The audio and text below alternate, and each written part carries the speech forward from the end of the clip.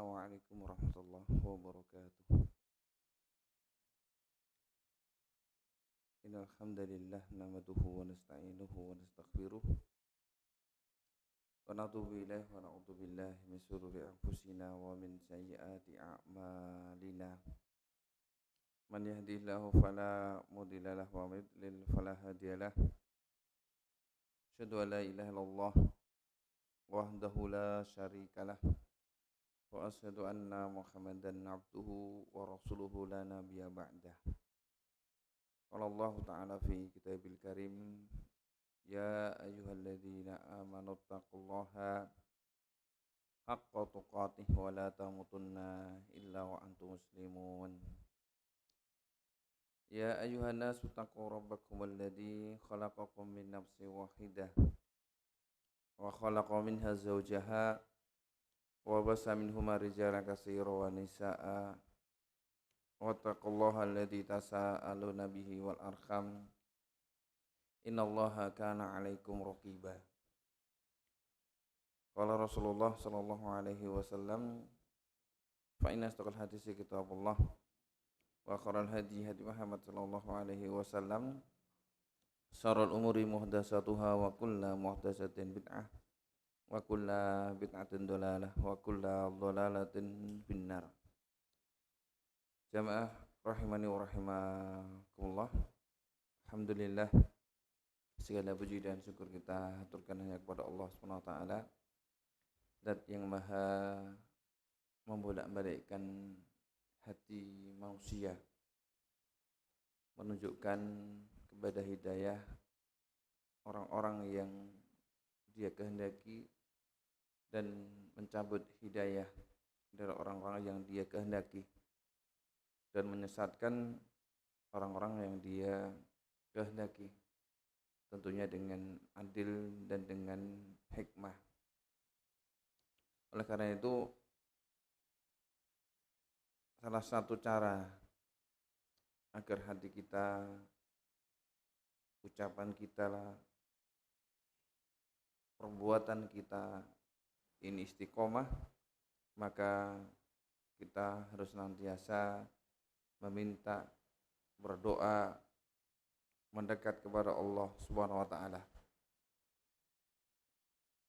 Karena dengan berdoa Allah Subhanahu wa taala akan memberikan apa yang menjadi kebutuhan kita, bahkan lebih.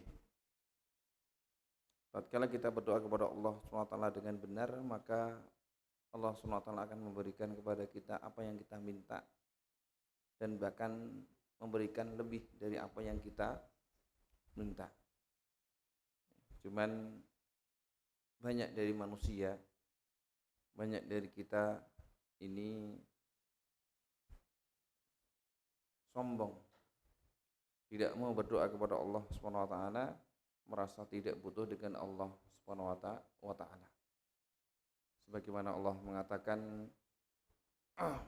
wa qala rabbukum ud'uni astajib lakum innal ladzina yastakbiruna 'an ibadatihi sayadkhuluna jahannama dakhirin. Dan Tuhanmu, Rabbmu mengatakan, berdoalah kepadaku akan saya kabulkan. Berdoalah kepadaku akan saya berikan. Sesungguhnya orang-orang yang sombong dari berdoa kepadaku, meminta kepadaku, dia termasuk orang-orang yang rugi. Berdoa itu gratis. Berdoa itu tanpa biaya. Berdoa itu tanpa mengeluarkan energi yang banyak. Ya, tetapi kebanyakan manusia ini tidak mau berdoa, atau yang berdoa tetapi kepada selain Allah Subhanahu wa taala, atau berdoa kepada Allah Subhanahu wa taala tetapi juga berdoa kepada selainnya. Oke, maka kita mulai lagi, jamaah rahimani wa rahimakumullah. Kita harus memperbanyak berdoa dan berdoa agar hati kita selalu diberikan keistiqomahan. Karena istiqomah adalah merupakan karunia yang paling agung, nikmat yang paling agung kepada kita dari Allah Subhanahu wa taala. Kemudian salawat dan salam semoga terlimpah kepada Nabi Muhammad SAW, manusia yang paling bertakwa, manusia yang paling adil, manusia yang paling mengerti dengan ajaran Islam, yang paling mengerti dengan perkataan Allah Subhanahu wa taala, yang ucapannya tidaklah muncul dari hawa nafsunya atau pikirannya sendiri, tetapi apa yang dikatakan Rasulullah SAW ini murni dari Allah Subhanahu wa taala. Beliau cuma sekedar menyampaikan dari Allah Subhanahu wa taala. Dengan banyak bersolawat, insya Allah kita termasuk orang-orang yang cinta dengan Rasulullah SAW. Tatkala kita cinta kepada Rasulullah SAW, maka kita akan bersama Rasulullah SAW, sebagaimana Rasulullah mengatakan, fa innal mar'a ma'aman ahabba. Seseorang itu akan bersama dengan orang yang dia cintai. Jamaah rahimallah, kita lanjutkan pembahasan kita, yaitu 4 kaidah dalam akidah Islam. Kemarin kita bahas perkataan Syekh Muhammad bin Abdul Wahab pada paragraf yang pertama dan kedua belum kita baca ya. Nah, kita baca, nanti kita terangkan secara makna, secara inti-inti dari pembahasan untuk mempercepat ataupun untuk memperlebar agar kita lebih mendapatkan manfaat dari kitab-kitab yang lain. Nah, beliau mengatakan, "I'lam arsyadakallah li ta'atihi." Ketahuilah bahwasanya atau ketahuilah semoga Allah SWT menunjukkan engkau ke dalam ketaatannya. Ini doa yang paling agung, doa untuk mendoakan saudaranya agar tetap berada dalam ketaatan. Anal hanifiyata millata Ibrahimah, bahwasanya agama Ibrahim, agama Nabi Ibrahim adalah agama yang lurus. Yang kita ketahui bahwasanya agama Ibrahim adalah ikon dari agama tauhid. Agama tauhid, dan Ibrahim adalah orang-orang atau nabi yang lurus, bukan orang-orang musyrik. Ya, sebagaimana ya orang-orang musyrik ini mengatakan bahwasanya Ibrahim ini berada dalam kemusyrikan, itu tidak. Yaitu apa? Inti dari agama Ibrahim yang lurus yaitu anta'budallaha mukhlishan lahuddin. Engkau menyembah, beribadah kepada Allah secara ikhlas. Mukhlishan lahuddin, mengikhlaskan baginya, bagi Allah agama. Karena agama ini adalah merupakan ibadah, dan ibadah adalah agama. Kalau Allah Ta'ala, Allah mengatakan, wa ma khalaqtul jinna wal insa illa liya'budun, dan tidaklah aku ciptakan jin dan manusia kecuali hikmahnya agar mereka beribadah kepadaku. Ini adalah merupakan kabar dari Allah Subhanahu wa taala, atau merupakan petunjuk dari Allah Subhanahu wa taala, peta yang diberikan Allah Subhanahu wa taala kepada kita, bahwasanya kita hidup di dunia ini tujuan kita adalah beribadah, mengabdi kepada Allah Subhanahu wa taala. Dan disitulah ada kebahagiaan, ada ketentraman, ada kedamaian dalam kehidupan pribadi kita, dalam kehidupan keluarga kita dan masyarakat kita. Tatkala hati kita, diri kita, perbuatan kita, ucapan kita ini kita niati atau kita hiasi dengan ibadah, maka hidup kita akan damai, akan tentram. Keluarga juga demikian. Tatkala keluarga kita ini kita hiasi dengan kehidupan agama, kehidupan ibadah, nilai-nilai ibadah, maka keluarga kita akan menjadi keluarga yang harmonis juga. Masyarakat yang kita warnai dengan ibadah, maka akan menjadi masyarakat yang harmonis, masyarakat yang kondusif, masyarakat yang baik. Ya, sebaliknya, Ya, tatkala kita hiasi diri kita dengan maksiat, keluarga kita dengan maksiat, masyarakat dengan maksiat, tidak ada keamanan, tidak ada kenyamanan, tidak ada kedamaian di dalam masyarakat kita. Nah, oleh karena itu ya, ini menjadi sebuah prinsip, ya, prinsip dalam hidup kita. Hidup adalah untuk ibadah. Ya, walaupun di sana ada orang-orang yang berprinsip ya menurut hawa nafsu mereka. Ada yang berprinsip hidup adalah olahraga. Jadi setiap saat, setiap hari olahraga terus. Pagi, sore, siang, malam gue terus, ataupun bal-balan terus, ataupun badminton terus gitu. Ada yang berprinsip bahwasanya hidup adalah bisnis. Jadi yang dipikir dalam pikirannya adalah bisnis terus sampai tidur, yang dipikir adalah bisnis gitu. Ya. Ada yang berpikir hidup adalah ngopi. Jadi setiap hari cuman yang dipikir ngopi terus gitu ya. Nah, ini tidak membuat hati tenang. Ya, tidak akan membuat hati bahagia, damai tidak akan mendapatkan. Karena apa? Menyelisihi peta dari Allah Subhanahu wa taala. Nah, apakah kalau kita diciptakan hikmahnya untuk ibadah, apakah setiap hari kita harus berada di masjid untuk sholat, baca Al-Quran, kemudian zakat terus gitu? Kita tidak bekerja, tidak seperti itu. Ya, tidak seperti itu. Karena apa? Karena sesuatu yang mubah kita niatkan ibadah, maka nanti jadi ibadah. Ya, kita boleh olahraga boleh, tetapi kalau olahraga itu kita niatkan dengan ibadah, bukan semata-mata adalah untuk kesenangan. Ya, kita tidur bisa bernilai ibadah. Tatkala kita niatkan tidur kita untuk mendukung ibadah. Kerja kita bisa bernilai ibadah tatkala apa? Kita niatkan untuk ibadah.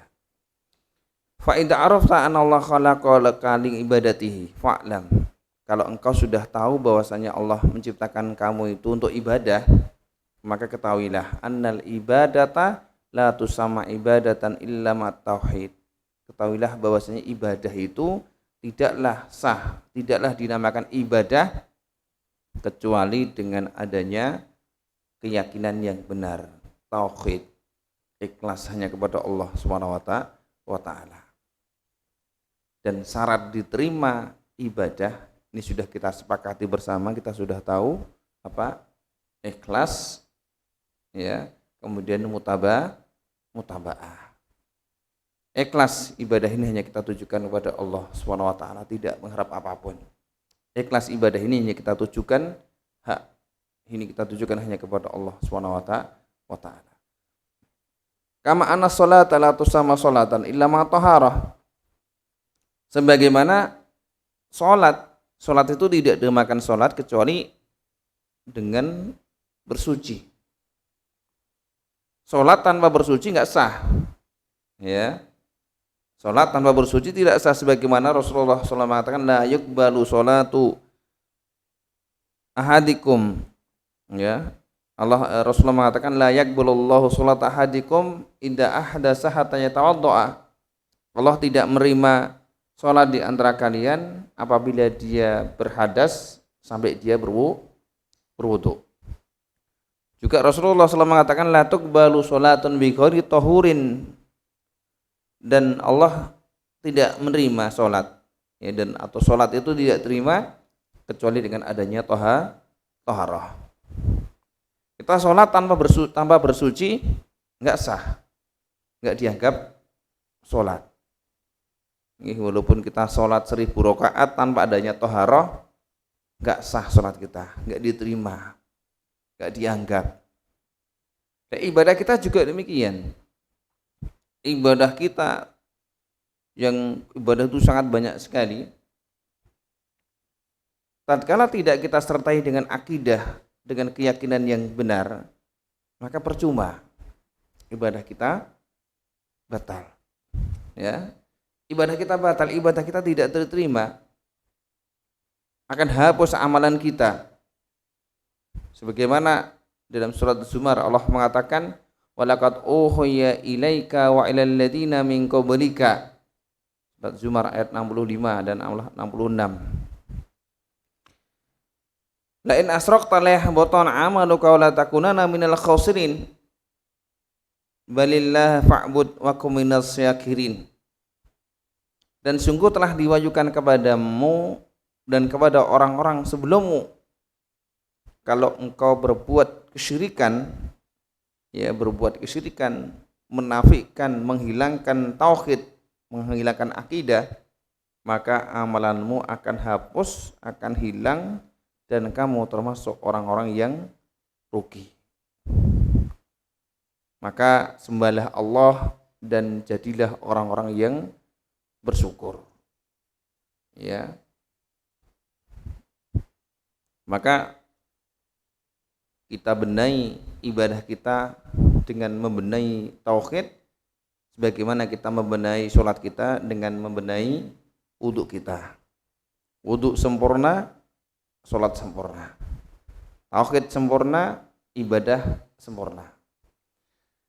Fa idza arafta anna syirka idza khalatal ibadata afsadaha wa ahbatal amala wa sara sahibuhu minal khalidina finnar. Maka kalau engkau sudah tahu bahwasanya kesyirikan apabila bercampur dengan ibadah, ya, kesyirikan apabila bercampur dengan ibadah, afsadaha, akan merusak ibadah tersebut. Bagaimana kalau susu dikasih tinta hitam sedikit, maka warnanya sudah berubah, rasanya juga sudah berubah. Ibadah juga demikian, ibadah itu bisa rusak. Termasuk perusak ibadah adalah kesyirikan, menduakan Allah Subhanahu wa taala.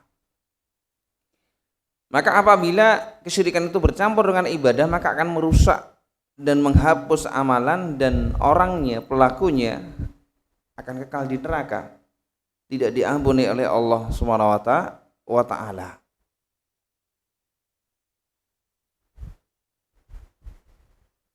Arafta anna hamma ma'alaika ma'rifatu dzalika, maka yang paling penting yang engkau ketahui adalah mengetahui hal ini, mengetahui bahwasanya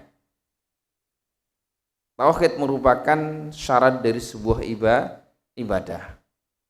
Kemudian saya mengatakan la'alallaha an yukhallisaka min hadis syabakah, semoga Allah SWT menyelamatkanmu dari jeratan ini, dari jaring ini. Yaitu apa? Wa yasyirku billah, yaitu adalah kesyirikan kepada Allah SWT. Qala Allahu fihi, Allah mengatakan innallaha la yaghfiru an yushraka bihi wa yaghfiru ma duna dzalika liman yasha. Sesungguhnya Allah tidak mengampuni dosa kesyirikan. Allah tidak mengampuni apabila disekutukan, dan mengampuni dosa di bawah kesyirikan bagi yang Dia kehendaki. Ya, karena kesyirikan Allah itu adalah kedurhakaan kepada Allah Subhanahu wa taala. Kita dengan orang tua saja, ya, kita durhaka sama orang tua, itu dosa yang luar biasa. Kita sebagai orang tua misalnya, ya, ada anak yang tidak mengakui kita sebagai orang tuanya, maka kita akan merasa sangat marah dan sangat murka sekali pada anak tersebut, sebaik apapun itu anak. Kita tidak dianggap sebagai orang tua, kita tidak dianggap sebagai yang pernah melahirkannya, ya. Walaupun anak itu di luar baik, tapi ini adalah merupakan kedurhakaan yang luar biasa, kedurhakaan yang besar. Nah, kalau kita merasa demikian, kita sebagai orang tua tidak dijeni, ya, orang dijeni kita, wong tua ora dijeni wae sudah sangat sakit hati kita. Apalagi kita tidak dianggap sebagai orang tua. Nah, kalau saja kita marah, tentunya Allah SWT lebih marah. Gimana tidak marah? Allah yang memberikan rezeki pada kita, memberikan segala sesuatu, kehidupan dikasih, di muka bumi fasilitasnya dibentangkan semuanya, ya, dijaga kesehatannya, diberikan semuanya. Waladzi khalaqal lakum ma fil ardi jami'a, dialah yang menciptakan semua di muka bumi ini untuk kalian, gitu. Apa sih enggak yang tidak ada di muka bumi ini, kan itu semuanya ada, makanan apapun ada, pemandangan apapun ada. Tetapi tatkala sudah diberikan, lah kok orang ini malah menganggap ada yang memberikan rezeki selain Allah, meminta rezeki pada selain Allah, yang memberikan rezeki Allah tetapi menganggap yang memberikan rezeki itu bukan Allah, meminta bukan kepada Allah. Kan ada Pak meminta orang-orang yang meminta kepada selain Allah, meminta kepada jin, ya, minta rezeki kepada hewan, minta rezeki kepada pohon, minta pelindungan kepada gunung ataupun yang lainnya. Ya, ini jelas-jelas satu hal yang kedurhakaan yang nyata kepada Allah Subhanahu wa taala. Ya, makanya kesyirikan ini adalah merupakan dosa yang paling besar. Inna syirka ladzulmun adzim. Kesyirikan adalah merupakan dosa yang paling besar, Pak. Ya, ini yang perlu kita camkan pada diri kita. Ya, karena sekarang ini di masyarakat kita kesyirikan itu dibumbui dengan apa ya, Pak? Bumbu-bumbu yang seolah-olah baik. Dibumbui dengan nama adat, dibumbui dengan nama kearifan lokal, dibumbui dengan nama bebas berekspresi ataupun yang lainnya, ya, sehingga kita merasa tatkala ada kesyirikan itu diam saja, sapopolah katanya. Tapi tatkala kita di satu desa, ya, di satu desa ada anak kecil dibunuh misalnya, anak yang tidak berdosa dibunuh, ya, kita akan menganggap orang yang membunuh ini sangat kejam sekali. Ya, ini adalah orang yang terkejam, kemaksiatan yang paling besar. Anak kecil tidak dosa dibunuh, ya, Pak. Tapi tatkala kita melihat kesyirikan, do meneng wae, Pak. Nah, ini kebalik, Pak. Ini kebalik. Membunuh dosa besar, ya, membunuh adalah dosa besar. Tetapi yang lebih besar adalah kesyirikan, durhaka kepada Allah Subhanahu wa taala. Nah,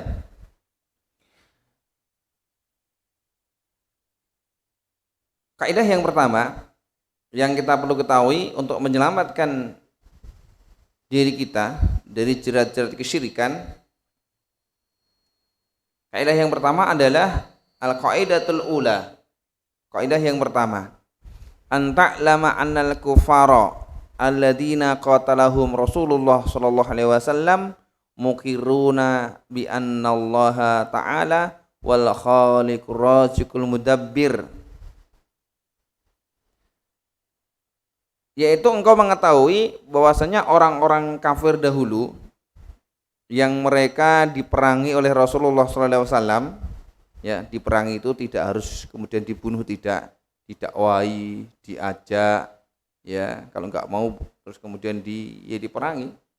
Ya, perang itu jalan terakhir dari sebuah dakwah, dan itu bukan tujuan.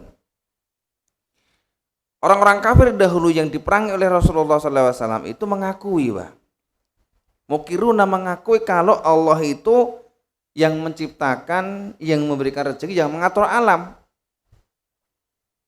Kalau kita tanya orang-orang non-muslim, Pak, kita tanya kepada orang Hindu misalnya, yang menciptakan dunia niku sinten Pak D misalnya, mereka akan menjawab, ya Gusti Allah no Mas, mesti. Ya Gusti Allah, ya Sang Hyang Widi, Sang Hyang Wisesa, atau apalah dalam bahasa mereka, Pak.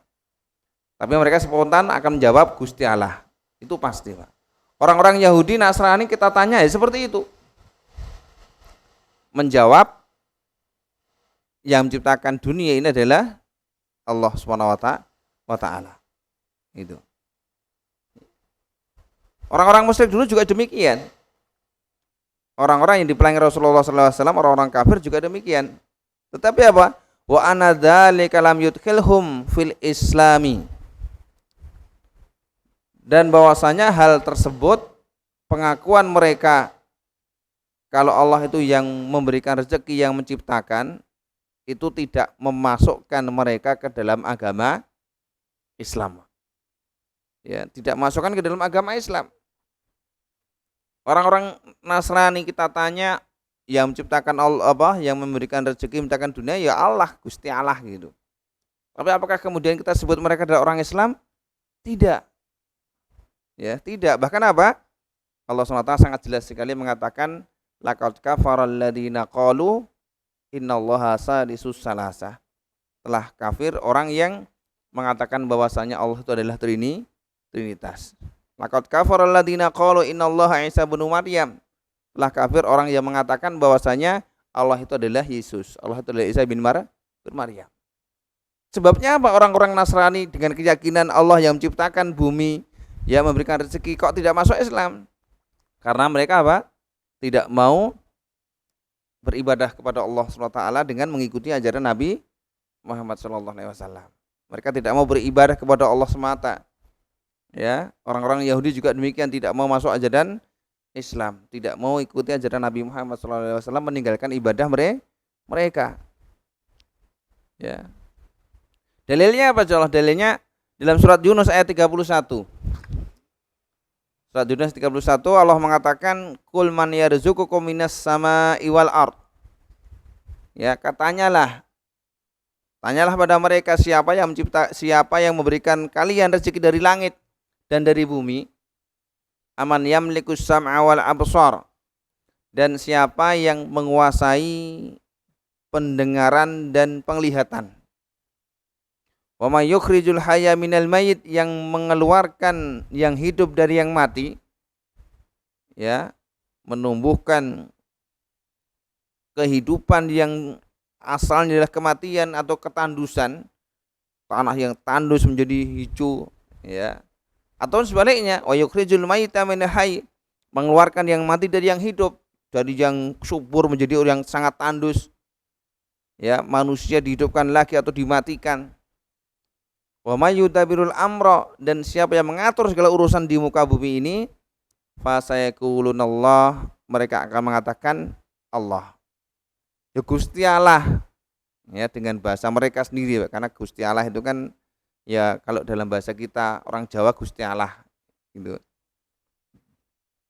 Ada yang mengatakan yo Buddha, kalau orang Buddha mengatakan Buddhis, ya. Kalau orang-orang Konghucu mengatakan apa? Dewi Kuan Yin atau apa gitu nggih. Ya, tetapi apa, ibaratnya mereka meyakini adanya Tuhan gitu. Adanya Tuhan. Faqul afala tattaqun. Maka tanyalah, katakanlah pada mereka, afala tattaqun, kenapa kau tidak mau bertakwa? Kenapa kau tidak mau beribadah hanya kepada Allah?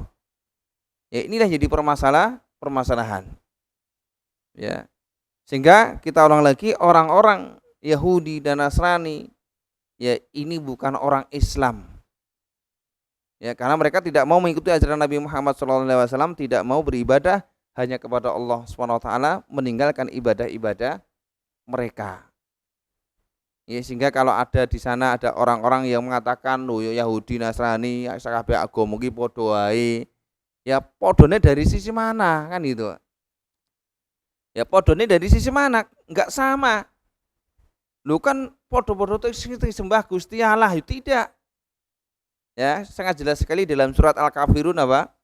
Qul ya ayyuhal kafirun la a'budu ma ta'budun wala antum 'abiduna ma a'bud. Ya. Dan kalian tidak menyembah apa yang saya sembah. Wala ana 'abidum ma 'abadtum, dan saya tidak menyembah apa yang kau sembah. Nah, itu. Yang mereka sembah bukan sebagaimana yang kita sembah, yang kita sembah bukan yang mereka sembah. Allah bukan Tuhan mereka, mereka bukan Tuhan kita. Jadi beda. Lah kok ada orang-orang yang mengatakan bahwasanya seluruh agama itu sama, itu samanya dari mana? Ya.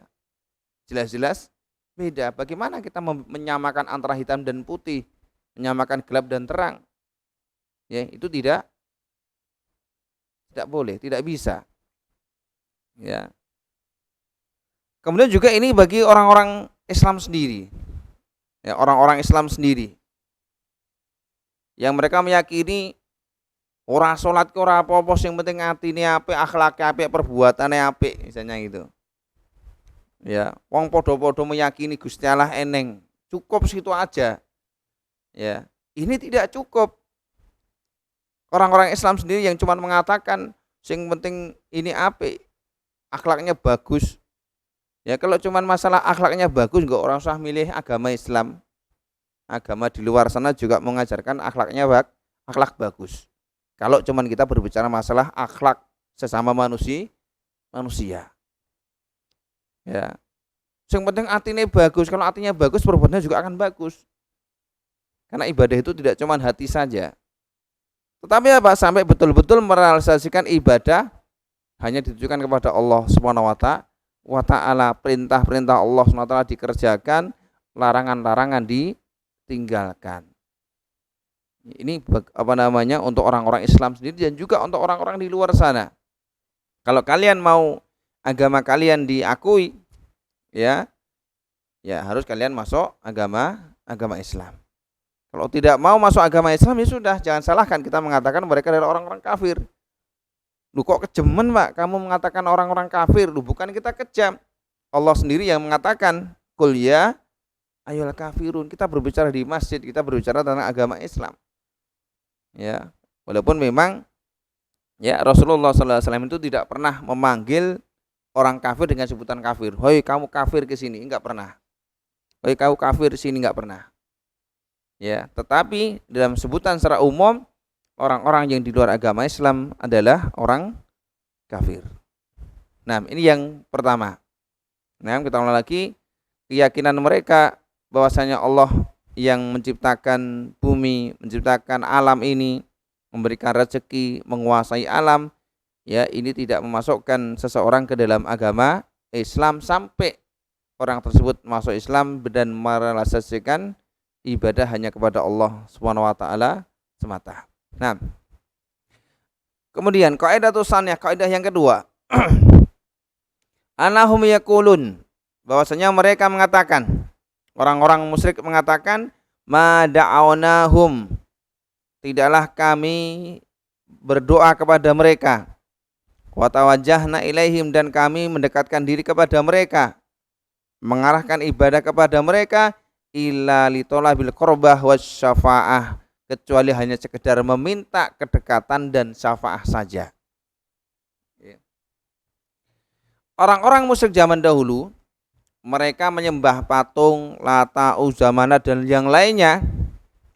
Ya, mereka mengatakan, Pak, kami ini tidak menyembah patung ini.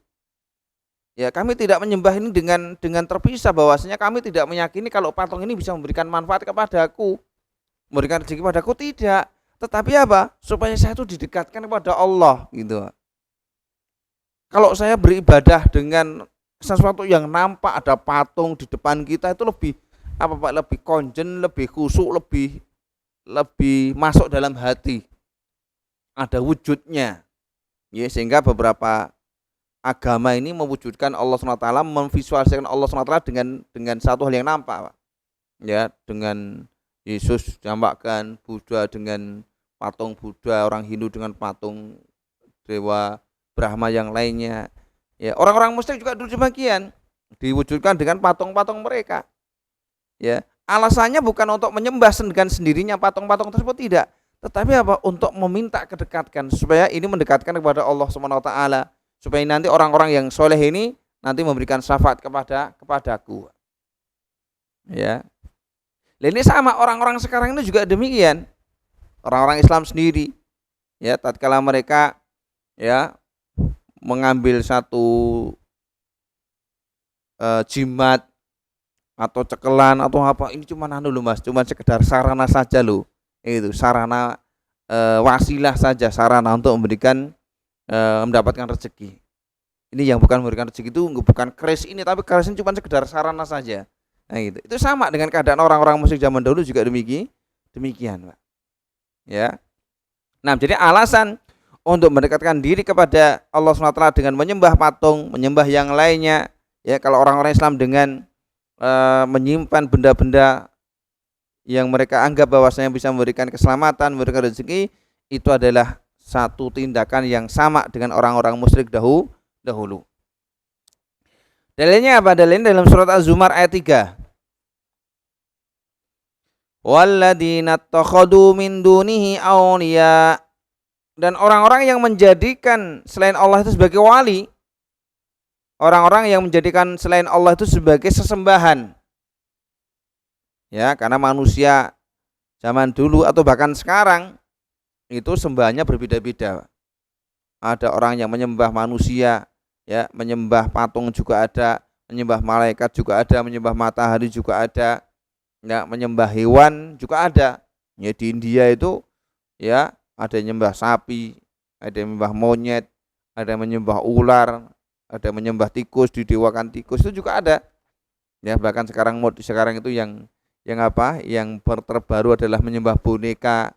Boneka dianggap sebagai penenang kehidupan. Ini ada sekarang ini boneka dianggap sebagai satu benda yang bisa membawa ketentraman hidup misalnya itu. Nah, kalau ditanya apakah boneka itu untuk bisa memberikan Tuhan, tidak, cuma untuk mendekatkan diri lebih konjen, lebih lebih dekatlah dengan Tuhan gitu menurut mereka. Nah, ini sama. Nah, mereka mengatakan apa? Mereka mengatakan mana'buduhum illa liqarribuna ilallahi zulfa. Kami tidak menyembah mereka secara terpisah kecuali agar mereka itu mendekatkan diri kepada Allah Subhanahu wa taala. Ya, karena orang-orang musyrik dahulu, kafir dahulu, ya, di zaman pada syirik-syirik yang pertama kali, yaitu syirik Nabi Ibrahim, di kaum Nabi Ibrahim, itu syirikan mereka berkisar pada ini, Pak, keyakinan dengan apa? Bintang-bintang. Mereka meyakini kalau bintang-bintang itu ada rohnya, ada pengaruhnya. Oh, kalau bintang ini seperti ini, nanti kejadiannya seperti ini. Kalau bintangnya seperti ini, nanti kejadiannya seperti ini. Jadi punya pengaruh, bintang-bintang itu punya pengaruh. Ya, walaupun sekarang itu masih membekas, Pak. Masih membekas di tengah-tengah kita. Buktinya apa? Oh, kalau bulan Suro itu bulan sial. Orang oleh ngopo-ngopo, orang oleh hajatan, orang oleh ngopo-ngopo. Bulan sial itu masih yaitu apa? Bulan Suro. Padahal bulan Suro itu kan bulan Muharram, Mbak. Ya, bulan Muharram adalah bulan mulia. Ya, bulan banyak sekali keajaiban, kejadian yang sangat penting di dunia ini. Kan gitu. Tapi kalau orang-orang, sebagian orang dianggap bulan Suro itu adalah bulan sial. Lah hubungannya apa sial dengan bulan, kan gitu, Pak? Ya. Hubungannya sial dengan bintang itu apa? Enggak ada sama sekali. Tapi apa? Kita banyak terjebak dalam keyakinan sebagaimana kaum Nabi Ibrahim dulu juga terjebak dalam keyakinan ini, Pak. Gitu.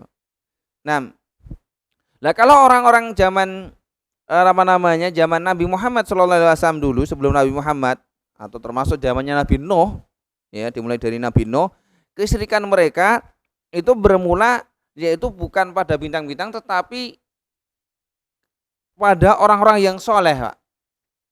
Mereka meyakini kalau orang-orang soleh yang sudah meninggal ini apa? Punya pengaruh, ya, punya dekatan dengan Allah SWT, punya kewenangan untuk menjadi wali Allah, ya, menentukan musibah, menentukan rezeki dan yang lainnya. Ya, mereka punya keyakinan pada orang-orang soleh ini punya kedekatan dengan Allah Subhanahu wa taala. Ya, sehingga mereka apa mengatakan wa qalu la tadaruna aliyatakum. Mereka mengatakan jangan engkau tinggalkan tuhan-tuhan kalian. Wala tadaruna wadda wala su'a wala yaghus wa ya'uqa wa nasra. Dalam surat An-Nuh ayat 23. Dan jangan engkau tinggalkan wadda, su'a, yaghus, ya'uqa wa nasra. Dan orang-orang ini adalah orang-orang soleh di zaman Nabi Nuh yang sudah meninggal karena kesolehannya dianggap wali, ya, dianggap oleh Allah SWT punya kewenangan dalam masalah rububiyah. Iso dijaluki rezeki, iso dijaluki jodoh, iso dijaluki munggah pangkat, iso dijaluki kesembuhan, gitu. Dan sekarang masih banyak terjadi, Pak. Ya, masih banyak terjadi orang-orang yang menyandarkan rezekinya, keberhasilannya, tujuannya, ya, dengan datang ke kuburan-kuburan, makam-makam. Ya. Nek ditekoni, lah kok dadak nyembah kuburan ora? Ya, orang nyembah kuburan, cuman aku nek ndonga ning kuburan itu lebih tenang, lebih khusyuk, ya lebih yakin. Dan yakinnya itu apa? Orang-orang yang di dalam kuburan itu kan soleh, nanti bisa memintakan kepada Allah SWT doa, menyampaikan kepada Allah itu doa saya gitu. Ya. Kalau seperti ini benar nggak Pak? Orang-orang yang soleh ini sekarang ini yang mati ini bisa mengirimkan atau kita dalam bahasa kita menjadi calo doa kita kepada Allah SWT. Yo tidak kan gitu Pak. Ya, kalau di dunia ini ada calo ya, kita mau apa? Mau pajak motor ada calo, mau ini ada caloknya. Kalau di Allah SWT tidak ada calo Pak. Ya, Allah tidak membuka perwakilan, Allah tidak membuka cabang di muka bumi, tidak ada. Langsung kepada Allah SWT segala hal. Gimana orang-orang soleh bisa sampai kepada Allah? Alamnya masih jauh. Orang yang dari dulu sampai sekarang, ya, sampai nanti hari kiamat sebelum dibangkitkan pada tiupan yang kedua, sangkakala yang kedua, orang itu yang mati itu semuanya di alam barzah, semuanya di alam kubur. Ya, jadi kalau di alam kubur sama Allah SWT itu masih jauh sekali alamnya. Ya, ini yang pertama. Kemudian yang kedua, bagaimana mungkin atau dari mana kita bisa mengklaim memastikan kalau orang yang kita anggap soleh itu masuk surga, dekat dengan Allah SWT? Dari mana? Kita nggak ngerti Pak, apakah betul-betul yang kita anggap orang itu soleh masuk surga, kita nggak ngerti, kita nggak memastikan.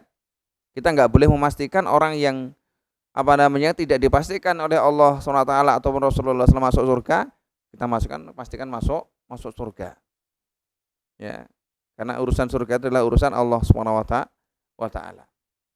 Nah, mereka menganggap bahwasanya kami menyembah mereka kecuali adalah untuk mereka mendekatkan diri kepada Allah SWT sedekat-dekatnya. Innallaha yahkumu bainahum fima hum fihi yakhtalifun. Padahal Allah SWT yang memutuskan perselisihan di antara mereka. Innallaha la yahdi man huwa kadzibun kafar. Sesungguhnya Allah SWT tidak memberikan hidayah pada orang-orang yang kadzibun kafar, orang yang dusta, ya orang yang kufur. Klaim mereka, pengakuan mereka adalah pengakuan yang dusta, dan perbuatan mereka adalah perbuatan yang kufur. Minta berdoa beribadah ya kepada patung-patung dan yang lainnya. Ya, tidak cuma patung saja, Pak. Ya, karena sebagian kaum muslimin itu menganggap nek syirik itu nyembah patung, sujud yang patung, tidak. Ya, menyembah orang mati juga kesyirikan, ya, menyembah hewan juga kesyirikan. Ya, menyandarkan keberhasilan, keselamatan, rezeki pada ya keris misalnya, itu juga kesyirikan. Oh, berarti kalau punya keris itu syirik? Ya tidak. Ya, kan syirik keris itu kan ada keris yang macam-macam, Pak. Nah, kalau cuma keris untuk hiasan ya enggak masalah. Keris untuk dolanan enggak masalah, tapi yang kalau sampai kalau kita jadikan sebagai ini loh piandel saya nanti bisa dapat rezeki. Ya, ini yang salah, Pak. Ini yang salah. Nah, wa dalilu syafa'ah qaulu ta'ala, dan dalil syafa'ah perkataan Allah SWT dalam surat Yunus ayat 18. Wa ya'buduna min dunillah ma la yadurruhum wa la yanfa'uhum wa yaquluna haula'i syufa'una 'indallah. Dalilnya syafa'ah yang mereka minta, ya, yang mereka minta orang-orang yang menyembah orang-orang soleh ini dengan harapan nanti supaya mendapatkan syafaat. Wa ya'buduna min dunillah ma la yadurruhum wa la yanfa'uhum, dan mereka menyembah selain Allah yang tidak bisa memadaratkan mereka, memberikan manfaat kepada mereka. Wa yaqulun, mereka mengatakan haula'i syufa'una indallah, mereka adalah orang-orang yang bisa memberikan syafaat nanti di sisi Allah Subhanahu wa ta'ala. Ini adalah satu hal yang salah, Pak. Ya, karena syafaat itu ada. Ya, syafaat itu ada. Syafaat kubro itu di zaman Rasulullah SAW dan syafaat yang lainnya. Ya, tetapi syafaat tersebut tidak sembarangan diberikan. Syafaat itu akan diberikan ya kepada, pertama, yang memintakan syafaat adalah orang-orang yang tertentu dari Nabi dan Rasul. Yaitu apa? nabi dan rasul saja. Ya, termasuk adalah syafaat kubra. Diceritakan dalam sebuah hadis yang panjang, manusia pada hari kiamat datang kepada Nabi Adam meminta syafaat. Nabi Adam enggan, saya enggak bisa. Ya. Kemudian datang kepada Nabi Musa. Oh, enggak bisa, saya juga enggak bisa. Saya pernah bermaksiat kepada Allah. Ya, kemudian apa? Datang kepada Nabi Isa. Saya juga enggak bisa. Datanglah kepada Muhammad. Akhirnya apa? Akhirnya datang kepada Muhammad dan memintakan syafaat kepada Allah SWT. Akhirnya Allah SWT memberikan syafaat lewat Nabi Muhammad SAW kepada umatnya. Ya, kepada umatnya. Jadi tidak sembarangan orang kemudian apa? Bisa kita jadikan apa? Sebagai orang yang kita mintai syafaat. Ya. Apalagi orang-orang yang jelas kesolehannya. Ya. Kita tidak menafikan syafaat, Pak, tidak. Gitu. Tapi bagaimana syafaat yang syar'i, syafaat yang benar ini yang kita tekankan supaya nanti tidak salah dalam realisasinya. Karena kalau salah realisasi ya seperti ini tadi, salah keyakinan, salah realisasi. Meyakini kalau orang mati itu bisa memberikan syafaat, memberikan pertolongan, akhirnya apa? Lebih konsentrasi beribadah ya kepada orang-orang yang sudah mati. Lebih giat ke kuburan daripada giat ke masjid, Pak. Lebih giat ke ke makam-makam daripada giat ke masjid. Ini sekarang terjadi banyak sekali kaum muslimin seperti ini. Betul nggih? Nek nang masjid wangel, kon salat subuh wangel rasanya. Tapi giliran gojek ning kuburan itu wis jan empang banget, Pak. Ini itu. Lah wong Islam itu omahnya di masjid kok nang masjid kok ora gelem. Gitu. Tapi malah lebih nyaman di pemakaman. Nah, wa syafa'atu syafa'atani, dan syafaat itu ada dua, syafa'atun mangfiyatun. Syafaat itu ada dua, yang pertama syafaat yang ternafikan, syafaat yang tidak diakui, wa syafa'atun musbatatun, dan syafaat yang diakui. Syafaat yang tidak diakui dan syafaat yang diakui. Fa syafa'atul mangfiyatu, syafaat yang tidak diakui adalah makana tutlabu min ghairillah fima la yaqdiru alaihi illallah. Adalah syafaat yang diminta dari kepada selain Allah terhadap apa-apa yang tidak mampu kecuali dari Allah. Ya, ada banyak hal yang mampu itu adalah cuma Allah. Mengampuni dosa, memasukkan ke surga, ya. Kemudian memasukkan ke surga, menyelamatkan dari neraka, ya, mendapatkan pelindungan pada hari kiamat. Itu yang mampu cuma Allah. Ya, yang mampu cuman Allah. Kalau itu berarti kita meminta kepada Allah, bukan meminta kepada sesuatu yang selain Allah yang itu tidak mampu. Dalilnya apa? Dalam surat Al-Baqarah 254 Allah mengatakan, ya ayyuhalladzina amanu anfiqu mimma razaqnakum min qabli ayatiya yaumun la bai'un fi wala khullatun wala syafa'ah wal kafiruna humudz zalimun. Wahai orang-orang yang beriman, berinfaklah dari apa-apa yang kami rezekikan kepada kalian sebelum datang satu hari yang di sana tidak ada jual beli, tidak ada pertolongan, tidak ada syafaat. Ya. Tidak ada syafaat, maksudnya apa? Syafaat selain adalah syafaat Allah Subhanahu wa taala. Yang adalah syafaat Allah Subhanahu wa taala. Orang-orang ya yang kita muliakan, orang-orang soleh yang kita muliakan belum tentu nanti bisa menjadi syafaat syafaat nanti di akhirat, nanti di hadapan Allah Subhanahu wa taala. 6. Wa syafaatul musbatatu, dan syafaat yang diakui adalah yalati tutlabu minallah. Syafaat yang diakui adalah syafaat yang diminta dari Allah. Ya, syafaat yang kita meminta kepada Allah Subhanahu wa taala. Wa syafi' mukramun bis syafaah, dan syafi' orang yang menengahi itu adalah dimuliakan dengan syafaat, yaitu adalah Rasulullah SAW. Karena kalau syafaatnya ada tiga jalur, Pak. Ya, ini adalah Allah, ini adalah Nabi Muhammad, ini adalah kita, umatnya gitu. Jadi kita berdoa kepada Allah SWT, ya Allah, ya semoga Engkau berikan syafaat, ya maka Allah akan memberikan syafaat ya lewat Rasulullah SAW. Bukan kita meminta kepada Nabi, tidak, tetapi kita meminta kepada Allah SWT.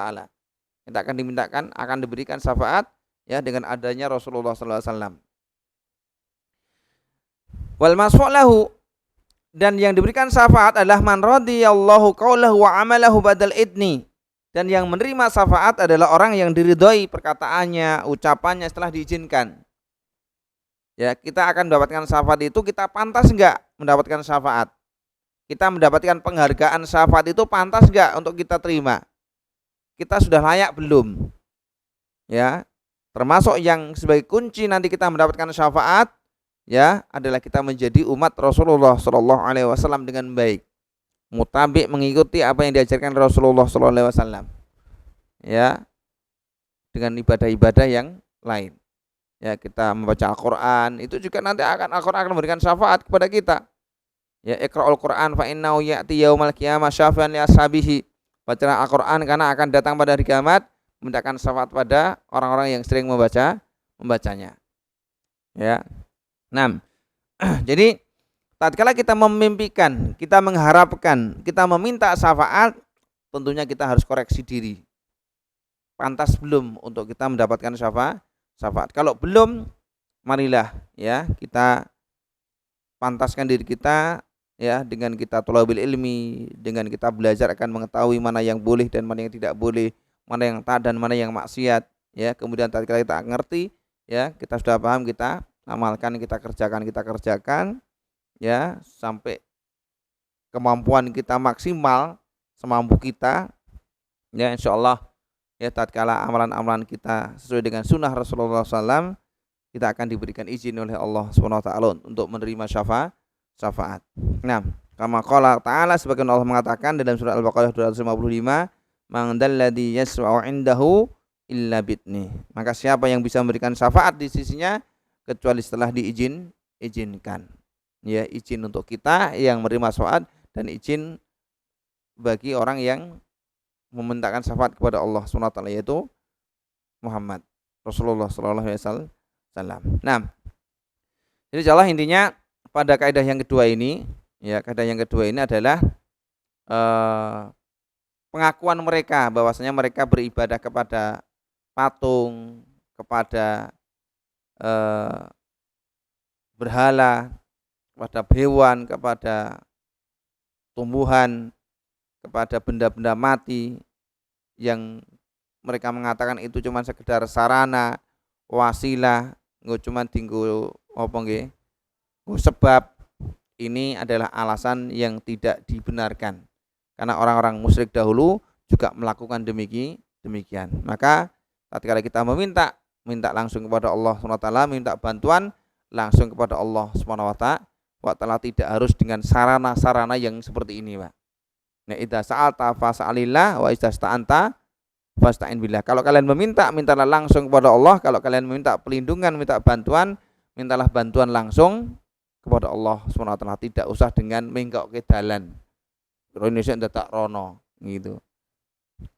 Nah, karena mereka bukan wali Allah, bukan wakil Allah, bukan cabang, ya, Allah SWT. Allah tidak buka cabang di muka bumi ini. Nah, demikian yang bisa kita sampaikan kaidah 1 dan kaidah kedua. Insyaallah pada pertemuan yang depan kita bahas kaidah yang ketiga dan keempat, karena ada 4 kaidah. Nah, semoga pertemuan ini diberkahi oleh Allah SWT. Ini kalau ada pertanyaan silakan, kalau tidak ada langsung kita cukupi.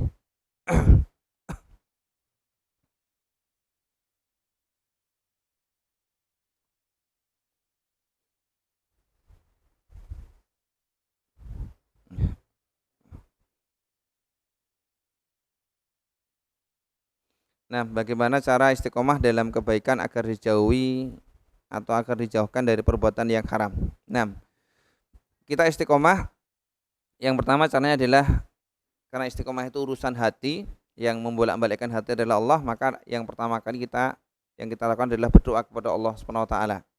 Ya, berdoa supaya kita diberikan istiqomahan. Kemudian yang kedua, kita thalabul ilmi.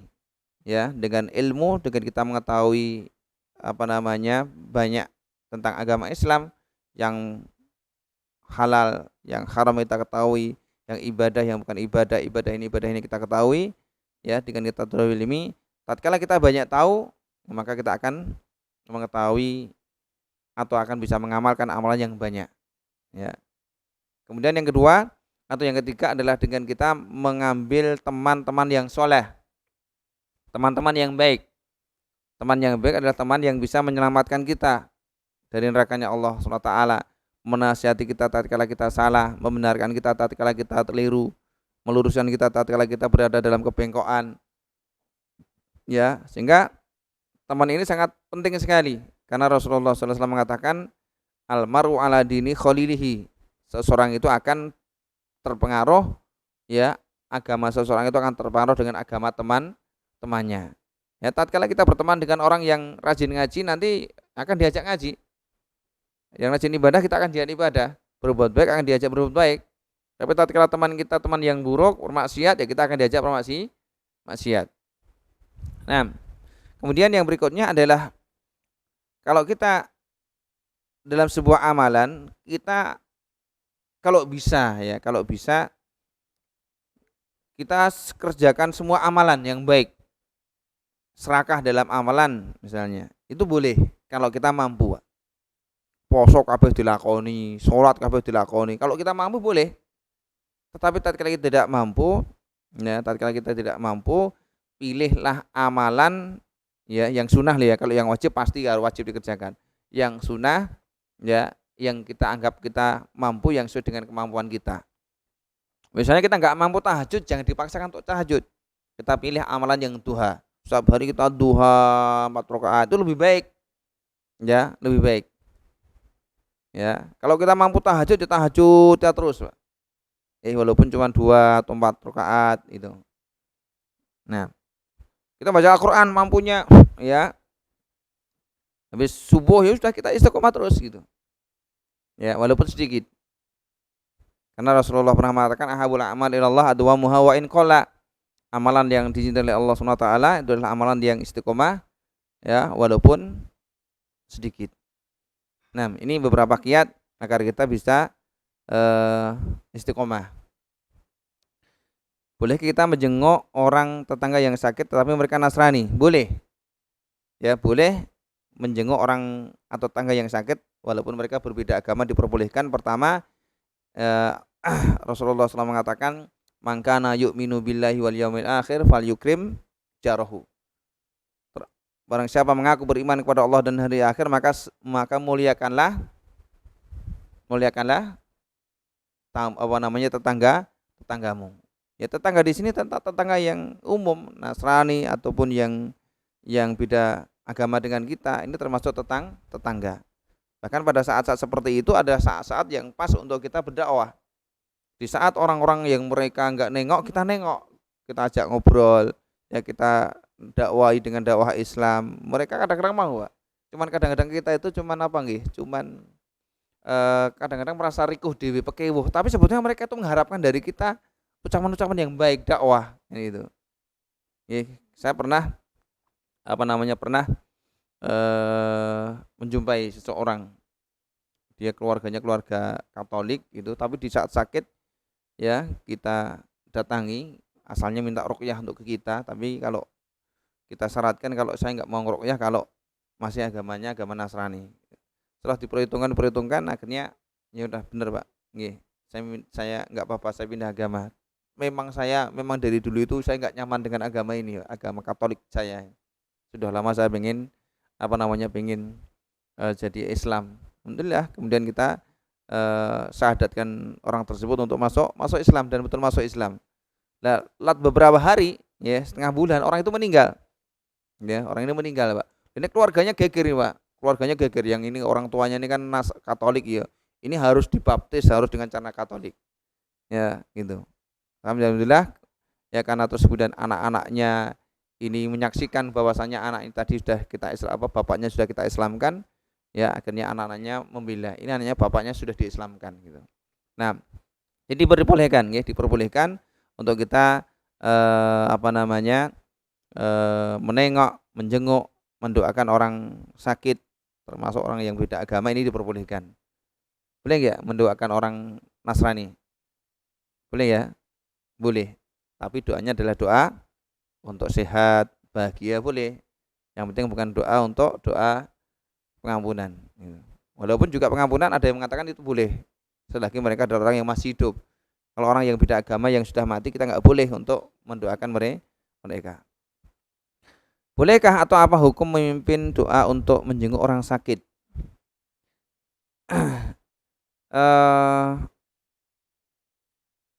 Doa bersama-sama nggih. Nah, Allah alam nggih, Allah alam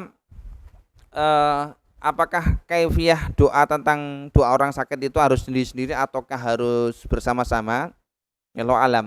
Ya, di sana tidak ada kaifiyah tertentu tatkala kita menjenguk orang yang sakit itu kita pimpin dengan doa satu kemudian amin kita mengaminkan ya ataukah satu-satu mendoakan ya, ini tidak ada kaifiyah tertentu, maka ya nanti disesuaikan dengan kondisi ya. Kalau kita nengok sendiri ya sudah kita doakan, tapi kalau mungkin orang banyak ya wong sak RT nengok kabeh wong 50 itu nanti wong sitok ndongake nanti malah memadharati yang sakit ya. Di salaman ndongake kan selak loro gitu ya, kita bisa mendoakan satu kemudian nanti yang lainnya ya mengaminkan. Nah, kalau yang ada ada sendiri-sendiri itu doa tatkala memasukkan ke mayit ke kubur itu, setelah mayit itu dikuburkan dikubur itu kan ada doa ya. Nah, itu doanya ada doa sendiri-sendiri sebetulnya. Itu ada kaifiyahnya seperti itu. Bukan doa bersama-sama. Nah,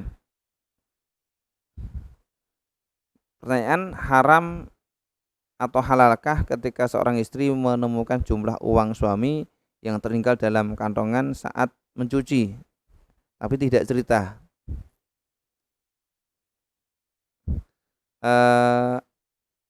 Asalnya harta suami ya ini adalah apa istilahnya, harta suami, harta istri itu. Nah, kalau seorang istri itu sudah diberikan nafkah jatahnya, maka tidak boleh mengambil harta suami sesuai dengan kehendaknya ya. Jadi suami itu dengan harta itu kan tugas ataupun hal yang harus dilakukan suami itu kan banyak. Suami itu kan tugasnya kan banyak nih. Dia jadi seorang suami, dia jadi seorang bapak, jadi seorang suami nanti ngei bojone, jadi seorang bapak nanti ngei jajan anake, jadi seorang anak nanti ngei wong tuane, jadi seorang mas nanti ngei adik-adiknya, jadi seorang ahli masyarakat nanti juga untuk kegiatan masyarakat. Jadi uang suami itu nanti fungsinya banyak sekali kan itu. Dia harus dipencor sana gitu. Jadi kalau harta seorang suami dikuasai istri ini yang nanti suaminya nggak bisa gerak apa-apa gitu, nggak bisa gerak apa-apa. Nah, maka tatkala seorang istri itu menemukan uang dan uang itu adalah uang yang kok cukup banyak, ya asalnya dikembalikan, dikembalikan kepada suami dengan alasan itu adalah merupakan harta suami. Dengan yang kemudian yang kedua adalah jangan sampai nanti suami itu punya pandangan yang buruk. Kok duitku hilang nang omah kok hilang? Jangan-jangan ada setan di sini padahal sing nyolok sing jiko bojone kan itu. Ya. Nah, kecuali kalau yang duitnya kalau duitnya itu duit yang enggak seberapa lah Pak. Mungkin di kantongan ada 5.000, 10.000. Pak, tadi ada duit 10.000 tanggo jajan ya enggak. Misalnya mungkin seorang suami enggak begitu masalah gitu, cuman duitnya ada duit 10.000 atau 20.000. Tapi kalau duitnya banyak, ya ini yang nanti suami bisa termadharati. Ya, kecuali kalau suaminya pelit.